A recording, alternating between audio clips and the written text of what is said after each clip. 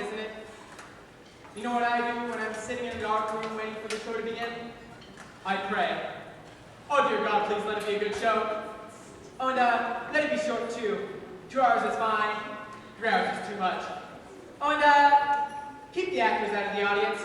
I didn't pay good money to have the fourth wall come crashing down around my ears. I just want a story and a few good songs that'll take me away. I just want to be entertained. I mean, isn't that the point? Amen. You know, it didn't used to be like this. It used to be sitting in your seats, you thought to yourself, well, watch how George and Ira Gershwin got for us tonight. Or King Cole Porter pull it off again.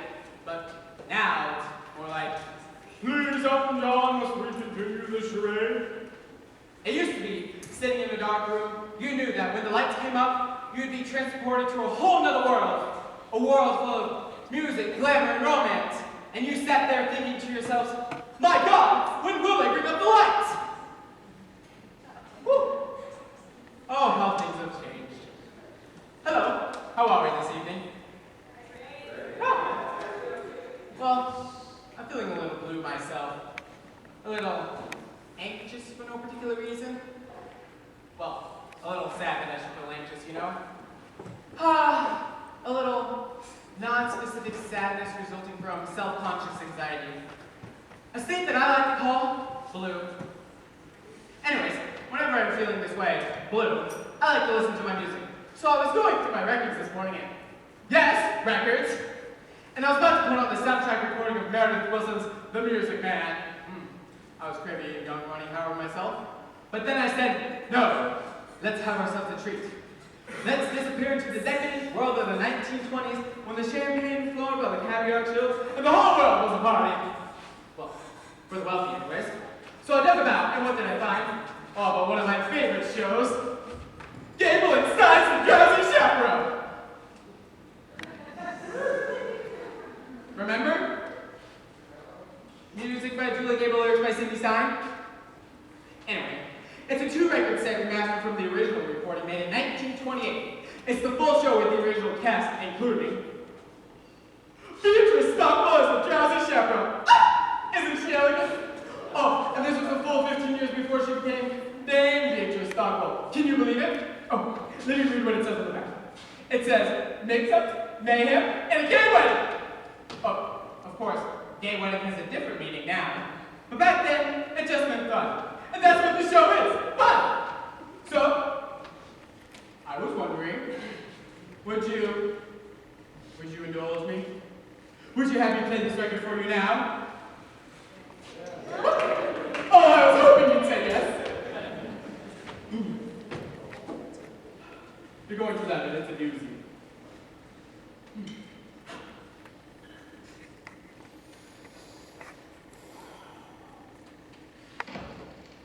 Oh. Static. I love that sound. To me, that's the sound of a time machine starting up. All right, now, imagine if you will. Let's visualize. It's November 1928. You've just arrived at the doors of the Roscoe Theater. Remember when it used to be called November? Not anymore. November's like the new August. It's global warming. Whoa, dude! Anyway, it's very cold. There's that heavy gray sleep falling from the sky. But you don't care, because you're about to see a Broadway show. Listen!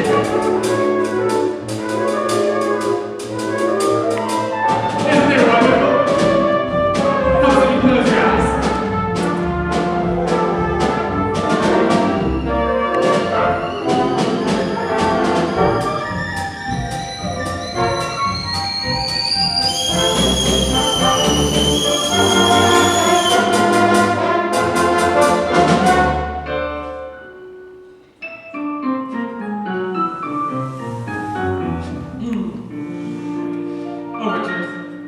Overtures are out of style now. I miss them. It's the show's way of welcoming you. I know, you may will be served shortly, but in the meantime, would you like an appetizer?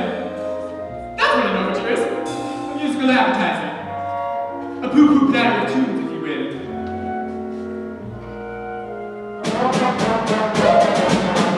Something new. Something to dance to. Kind of frolicky.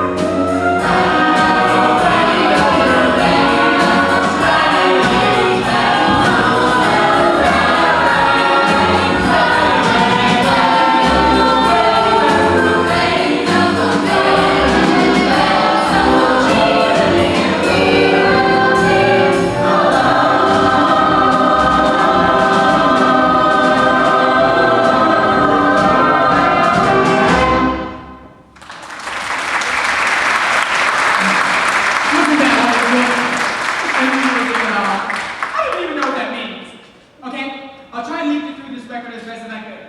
Don't worry, it shouldn't be too hard to follow. So we begin with a welcome from a love-struck room. Well, I just wanted to thank you all for coming. Who would have thought that I, Robert Martin, would be marrying this glamorous showgirl, and that this glamorous showgirl would give up her whole successful career for me, Robert Martin. Now, if it weren't for Prohibition, I'd say let's raise the glass. Here. To Miss Janet Vandergraaf, the most beautiful girl in the world. Excuse me? You mustn't see his bride on the day of the wedding. It's bad luck.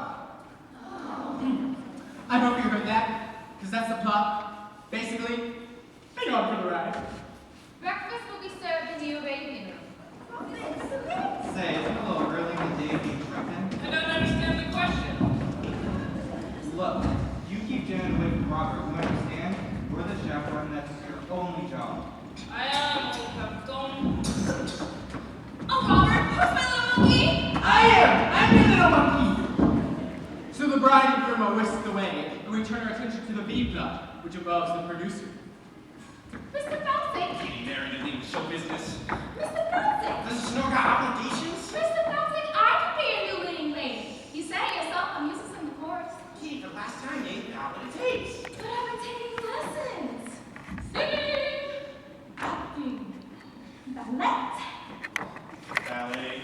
Yeah, I'm pretty good too. Last week I auditioned for Swanee Lake. A little adaptation. Now, Kitty and Felsick were a couple in real life. Jack and Sadie Adler, yes. Now, this is a familiar comic construct. A stupid lady and her long-suffering companion. Well, she only appears stupid, but by the end does something incredibly clever that makes us all wonder whether it was all just an act. Well, the irony here is that Sadie was actually quite stupid. Apparently, Jack had to explain all the jokes to her, but still, she had a wonderful career on stage. At this time, theater was the only place where stupid people could earn a decent living. This was before television, of course. You don't have time for this.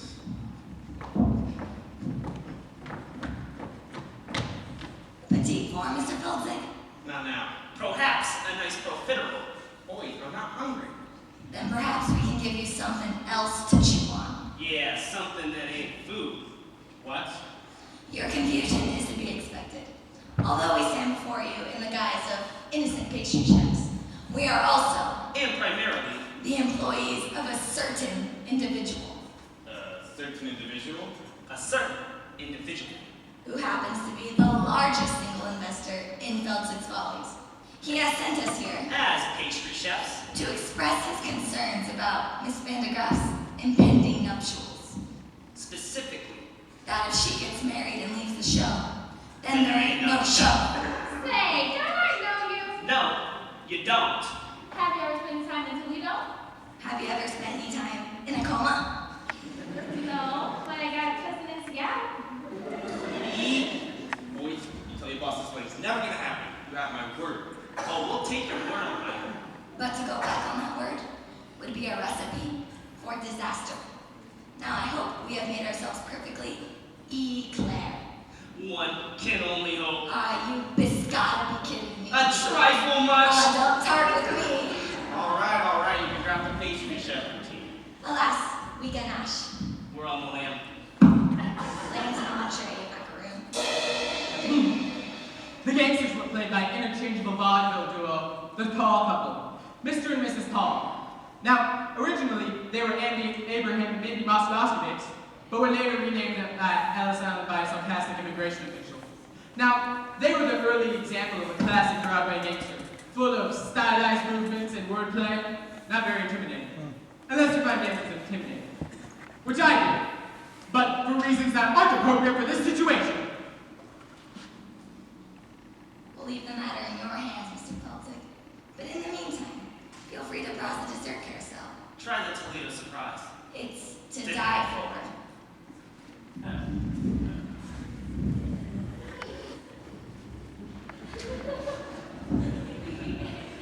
Holy cats, Mr. Felsick, they're gangsters! Very deceptive. I go, how do you face? I gotta stop this wedding, but how? Oh, Lord, how? I always thought that moment was a bit overplayed. So with the plot well on its way, let's go to the groom's room.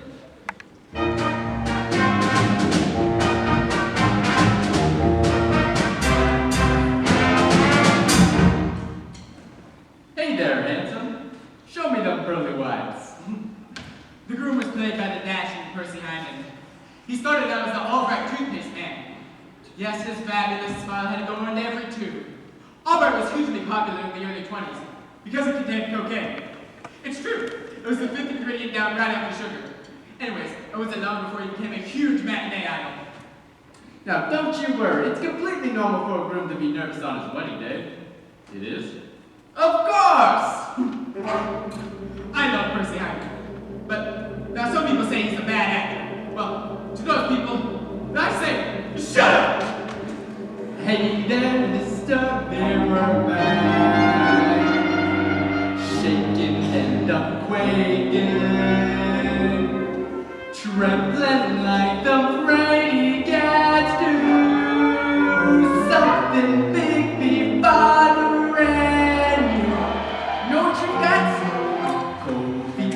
Cold beats, brother, you got cold beats. You can make them cold beats hot with the little rhythm, young beats, hard beats. Got me on the cold, really make them cold beats trot down the aisle. Rise the arches, taking that swing. Easy does get jive. Wedding marches, playing ragtime swing. Make frigid souls come alive and take their time.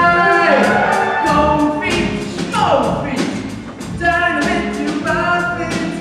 Rhythm make them go beats. That's Alright, you don't say. Why don't you slide right back into your muscle, you backstabbing worm?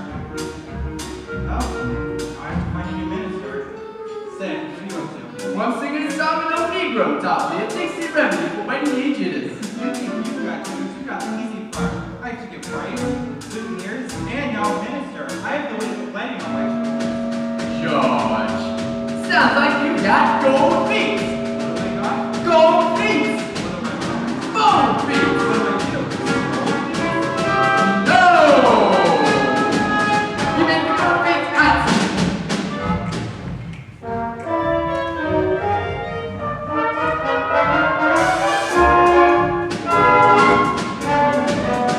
Five, six, seven, eight. Gold feet. Gold feet. Turn them into gold feet. Rhythm make them gold feet. What?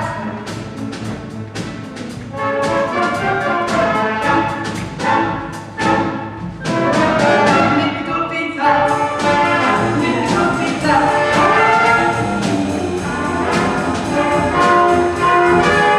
Make the gold feet hot.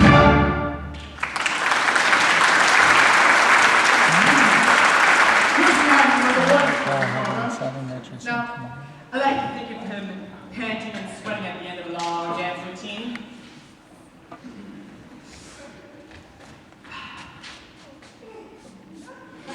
There we go. Much better. He's still alive, you know. I saw him on the news recently celebrating his 100th birthday. Ah, yes, to say the years have taken this toll on him would be a grotesque understatement. They wheeled him out, and he had that wide-eyed expression of pain, confusion that God reserves only for the very, very old. You know, the one that says, "Who are you? Who am I? And why is that cake on fire?" You know what I'm talking about. Anyways, Alright, that's enough of that dancing around like a fool. Whew, I'm sorry, George. I'm just trying to calm my nerves. It is my wedding day, after all. Well, you could have snapped an ankle. Dancing is way too dangerous. Yeah, I hear it. Why didn't you go for a skate instead? That's what I did when I got blow off some steam. Ooh. George, what would I do without you?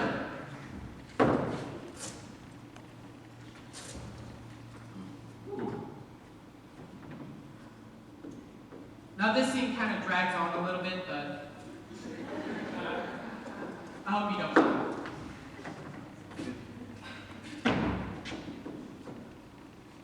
Ooh. Oh, George. Ooh. Oh, yeah.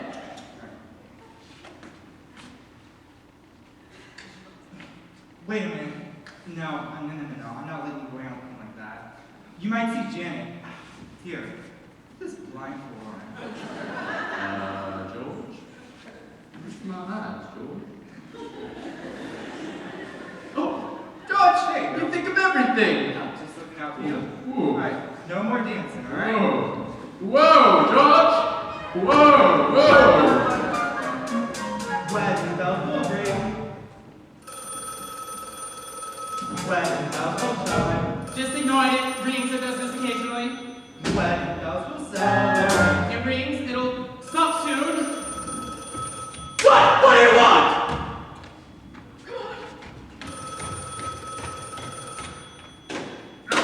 You've reached my answering machine. Leave a short message after the tone, and I'll call you back at my convenience. That's it. That's it. The moment's ruined. Thank you. Thank you much. It's like a cell phone going off in a theater. God, I hate that. Hello, what are you doing? I'm at the theater ruining the moment. How about you? I just couldn't get out tonight, so I just thought I'd ruin the moment by Drowsy! Sorry. Let's just shake that off. Let's go back into our minds to 1928. They didn't have cell phones in 1928. Well, they probably had something for the ruining of moments. Bugles or something. A happy wedding time.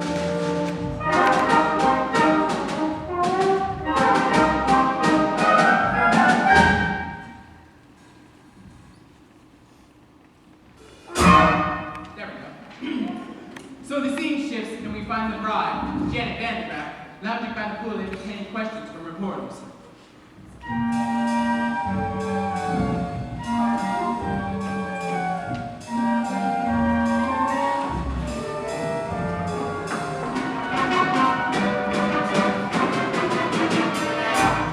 Miss Vandergraff, is it true you're giving up a successful career to marry a man who hardly knows? Yes, Robert and I met the theater deck of the Odd in France. He amused me with stories of his father's oil interests. We spooned briefly, and then he proposed. So you won't be returned to the stage? I shan't. You should. I shan't. Really bite you on that? Of course. One more question. Yes. Who in the world would put olives in a Gibson? I got a question for you. How can you get up the foot with you know very well you got grease paint in your veins? Victor, please. Oh, Janet. I beg of you, don't come up, stay with the follies. I'll give you anything you want. Oh, fine. I'll put your name above mine in the marquee. Oh, Victor, if you think this has anything to do with vanity, you couldn't be more wrong. I don't want to show off no more. I don't want to sing tunes no more. I don't want to ride moons no more.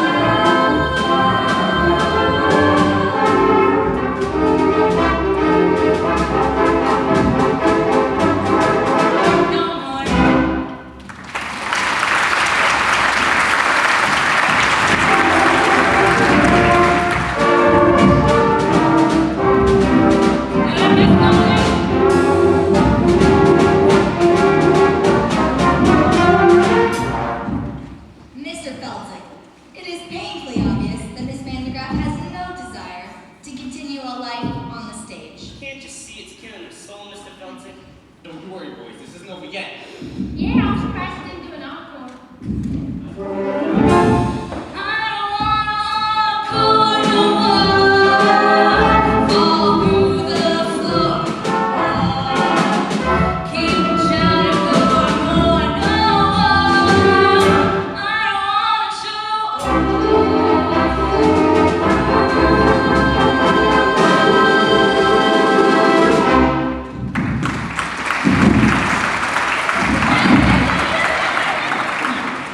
That was Jane Roberts as the bride. She was the Oops girl. Remember? Surely you people remember the Oops girl. Don't you people read? Anyway, she was the girl who was billed as her sexual energy was so great that it caused men around her to cause accidents. Spill their drinks, crash their cars into trees, and she would go, oops! Well, I'm not doing it justice. She made a whole series of films too. Oops, Oops Girl Comes Home, ooh, and Oops Girl at Sea, which won an Oscar for special effects. Okay, begging the growling didn't work. I'm the plan B. And for that, I'm gonna need an accomplice. Someone gullible, with loose morals. I need what do you call him? A European.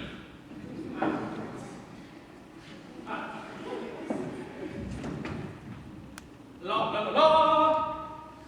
In walks Algallo, self-proclaimed ladies' man. He was played by silent film star and world-class alcoholic Roman Martelli. He later drank himself to death at the Chateau Niche. Remember? God, you people are useless. Anyways, it was 5 days later before they found the body, but by that time it had been partially consumed by his poodles. Well, only partially consumed by his poodles. Excuse me, I don't believe we've met. I am now Adolfo. You are Adolfo? Yes, I am. Adolfo. Not the Adolfo. Yes, I am. Adolfo! Funny, you look like a scoundrel. Yes, I. What? Why, just now, I heard the groom say Adolfo was a scoundrel. I just heard him say that. Adolfo is a scoundrel. Those very words. Adolfo is a scoundrel. Like I'm hearing it again. This is terrible. He's saying this to peoples, the beautiful ladies with breasts who are making love. Why You must take matters into your own hands. Yes, I must take this spoon with my hands and kill him. Yes. No. Don't kill him. Just hurt enough to where he can't get married. Yes. Show me to this group. Wait.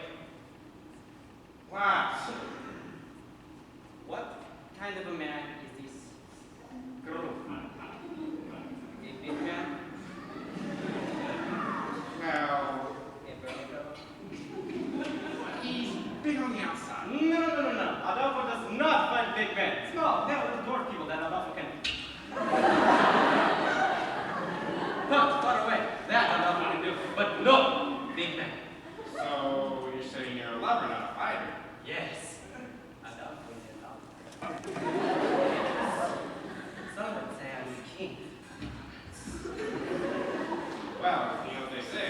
The best way to get back at a man is through his door. No. The best way to get back at a man is through his Window.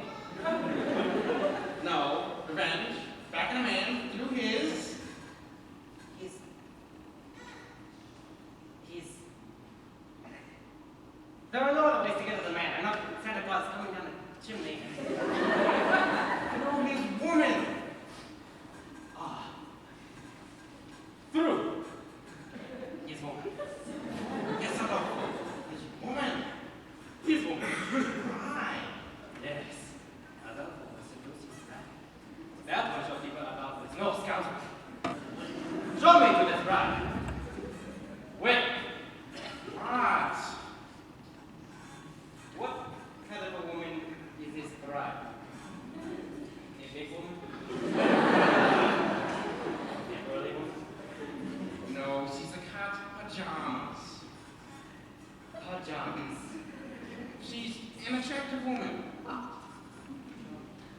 So this cat.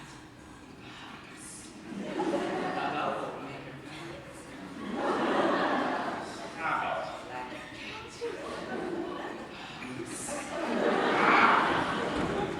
Roman Martelli chewing the scenery. You certainly couldn't get away with a performance like that nowadays, could you? Mature contemporary audiences are too sophisticated to handle broad racial stereotypes, so we banished them to Disney. Sorting out.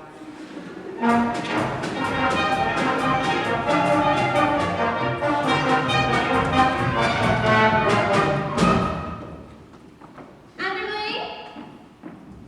Underling? Underling! Oh, Underling, don't see darling. Pastry chef is the kind enough to provide the liquor for the party. Remember, Underling, you must be discreet. Yes, madam. It is prohibition, after all. I'm aware of that, madam. Well, we'll have to use code words. For instance, if someone asks for a glass of ice water, it means they'd like a glass of vodka. Have you got that? Yes, madam. Are you sure maybe you should write it down? I understand, madam. A glass of ice water is a glass of vodka. What's a glass of ice water? Vodka. Ice water? Vodka. Ice. Vodka. Well, that's settled. One less thing to do. Oh, Underling, may I please have a glass of ice water? I found the meeting with the pastry chefs rather trying, and I would enjoy a glass of refreshing ice water.